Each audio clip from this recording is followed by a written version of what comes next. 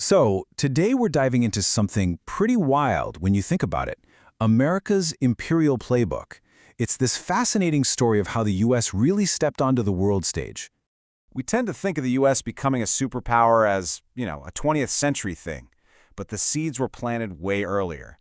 So the big question is, how did a country that was pretty famous for keeping to itself suddenly start flexing its muscles all over the planet? Well, the answer is way more complicated, and honestly, way more interesting than you'd expect. It's all about this new drive to protect American money and business abroad. And the strategy involved a mix of everything: clever diplomacy, straight-up military force, and yep, you read that right, a massive worldwide demand for bird poop. Seriously, stick with me on this, it's going to make sense. Okay, so let's kick things off in the Pacific. This is where America's first big moves were fueled by two really powerful things: the hunt for new customers and the desire to spread Christianity. The first play in the book was actually pretty slick diplomacy. See, by the end of the 1800s, there was this big fear that other countries would just carve up China and lock American businesses out completely. So the Secretary of State, John Hay, comes up with this open-door policy. The idea wasn't to colonize China, but just to make sure everyone got a fair shot at the market. It's kind of like getting a slice of the pie without having to own the entire bakery. But here's the thing, this open door was not just some polite request. The diplomacy was backed up with some serious muscle. When the Boxer Rebellion broke out in 1900 and started threatening foreign businesses and missionaries, President McKinley sent in the troops. And get this, he did it without even asking Congress for approval, which set this huge precedent. The message couldn't have been clearer. America's open markets would be defended with guns if they had to. So we've got diplomacy backed by force. But what's really wild is that America's first official territorial expansion overseas wasn't for a giant market like China. Nope, it was for something a little more down to earth. And that brings us to the Guano Islands Act of 1856. You see, guano, which is just a fancy word for bird poop, was basically the super fertilizer of the 19th century. It was like liquid gold for the new industrial farms. So this law literally told American sailors, hey, if you find an empty island that's covered in bird poop, you can just claim it for the United States. It was a super direct way of grabbing land for a very specific and very valuable economic resource. And then you've got a place like Hawaii, where the playbook got even more complicated. It wasn't just diplomacy, and it wasn't just a resource grab. It was this total blend of faith and finance. American missionaries got there really early, but they worked hand in glove with business folks. Together, they ended up controlling huge chunks of land for sugar plantations. Before you do it, a powerful elite of white American businessmen were pretty much running the islands long before the U.S. ever officially annexed the place. Talk about an informal empire. Okay, let's pivot. We're going to leave the distant Pacific and head right next door. Because when it came to Latin America, and especially Mexico, the playbook called for a much more aggressive and hands-on approach. So American capitalists had poured just tons of money into Mexico. But when the Mexican Revolution kicked off in 1910, all that stability just evaporated, putting their investments at huge risk. As you can see in this quote, these business owners immediately started begging the U.S. government to step in and help. And when that much money's on the line, right on your border, the calls for military action get really loud, really fast.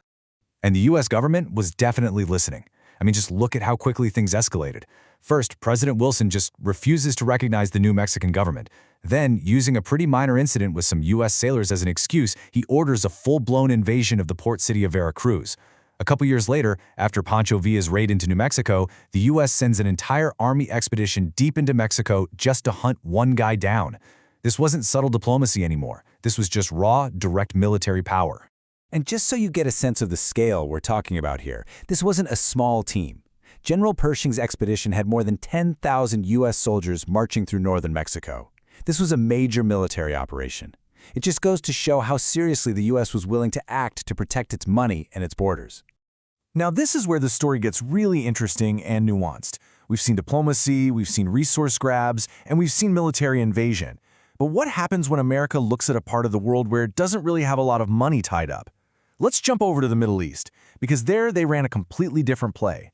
We're talking about a much softer kind of power. The key difference is actually pretty simple. At the time, trade between the U.S. and the Middle East was tiny. It just wasn't seen as vital. So, with no giant investments to protect, that heavy-handed approach they used in Mexico, totally off the table. The playbook had to adapt. This comparison right here just lays it out perfectly. In Mexico, the driver was protecting big investments, and the method was sending in the army. But in the Middle East, the drivers were more about religion and humanitarianism, and the method was building things like schools and hospitals. It's just amazing to see these wildly different strategies being used, all based on what the U.S. wanted to get out of a specific region. And this soft power approach, it had a huge and incredibly long-lasting legacy. These American missionaries weren't just looking for converts. They were literally building the foundations for modern education and healthcare in a lot of these places. I mean, institutions like the American University of Beirut and the American University in Cairo are still major centers of learning today. They shaped the region for 100 years, all without a single American soldier ever hitting the beach. All right, let's pull all these different threads together. We've been to Asia, we've been to Mexico, we've been to the Middle East. So what does this imperialism playbook actually look like when you put it all on the table? This table really is the perfect cheat sheet. You can see clear as day how the U.S. tailored its approach to each region. For Asia and the Pacific, it was a mix of everything: diplomacy, resource grabs, informal influence. For Latin America, where the money was big and the border was close, it was straight-up military force. And then in the Middle East, where there wasn't much of an economic stake, it was all about that soft power through education and aid. A different play for every single situation. So I guess the crucial point, the big takeaway here, is that there was no one-size-fits-all American imperialism. It was this really flexible, adaptable playbook. It was a practical balance of military force, financial interests, and cultural influence. And the U.S. wasn't afraid to use a different combination of those three things wherever it went. And that really leads us to a final, much bigger question. This playbook that was developed over a century ago, it really set the precedents for how America would operate on the world stage for decades to come. So when you look at what's happening in the world right now, what echoes of this 19th century playbook do you still see today? Something to think about.